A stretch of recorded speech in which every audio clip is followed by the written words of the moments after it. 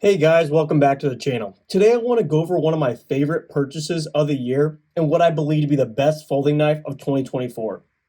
If you like these type of videos, please think about subscribing below as I have a lot more videos like this in the pipeline. So what knife has me feeling all giddy and has not left the pocket since I unboxed it? That would be the newly released Kershaw Bel Air. Just to save everyone's time, if you're even remotely interested in this specific knife, buy it. I go through multiple knives a year and I have a small collection I routinely rotate through almost every day, yet nothing has impressed me as much as this Bel Air. It has incredible action, super steel, and absolutely disappears in the pocket. This has been my best purchase of 2024. When I was first venturing into the pocket knife world many years ago, I can still remember receiving an Ontario Rat 2 and coming from old, abused, secondhand, hand-me-down slip joints from flea markets and garage sales. I remember just being blown away that a knife could deploy so fast, and I found myself constantly fidgeting with it. Now, several years on, I've managed to capture that exact same feeling with the Bel Air. This might truly be the most fidgety and smooth knife I've ever come across. Over the years, I've had Benchmade Griptilians, mini grips, Demco 8020s with the shark lock, and I've tried several of Kaiser's clutch locks. Yet nothing comes close to this knife right here.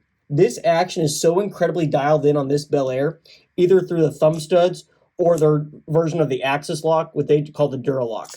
This is running on ball bearings and is extremely smooth. Honestly, just get this knife on the fidget factor alone. Now let's get into this knife a bit more. If we take a quick look at the dimensions, this knife is coming in with a length of 4.2 inches closed. It has an overall length of 7.3 inches. The blade is just over the 3-inch mark, coming in at 3.1 inches, so it might not be legal should you need that to be under the 3-inch threshold.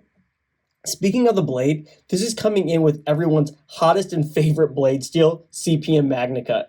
This is a powdered metallurgy blade steel that excels in edge retention, toughness, and corrosion resistance, and I have been very impressed with it in my use cases.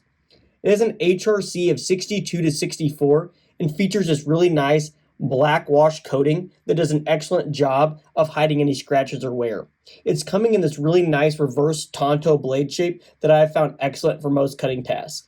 It also features some light jimping on the spine to give you a little bit more of a locked-in grip. We have very minimal branding on the blade itself, and on the show side, we just see the word Kershaw, while on the back, we have a US flag and the steel type. And yes, this is a USA-made Kershaw, which is a fantastic thing to see. Moving on from the blade to the handles itself, this is coming in a Cera-coated aluminum handle scales and this really attractive champagne color that they market as bright nickel. Due to the Cerakote job, this has a very slight texture, so it's not as slick as you might expect. The aluminum scales give a bit of weight to this otherwise light knife, having it come in at a weight of 2.9 ounces or 82 grams. If we compare this to the famous Benchmade bug out with its weight of 1.85 ounces, this is coming in a full ounce heavier.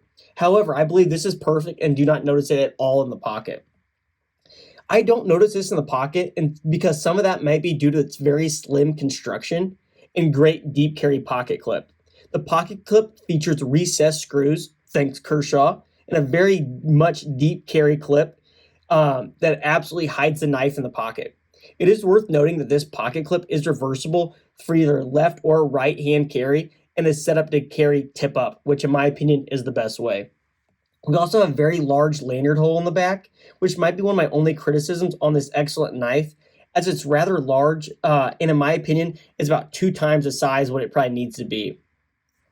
As you can tell, I'm absolutely in love with this knife, and if I wasn't such a collector, this would be the only knife for me. The Bel Air is coming in with an amazing blade steel and MagnaCut, and incredible action, all in a very compact and attractive package. This greatness, however, does come with a cost, and this knife is currently sitting around the $150 price range. I was lucky enough to snag this on the secondary market for about 40% of that price, and I have been pleasantly enjoying my time with it. As I said earlier, if you're even remotely interested in this knife, I'd highly recommend you pull the trigger and snag one. If you don't like this particular variant, they now have several other models, as I believe there's an all-black version and a recently released red handle one.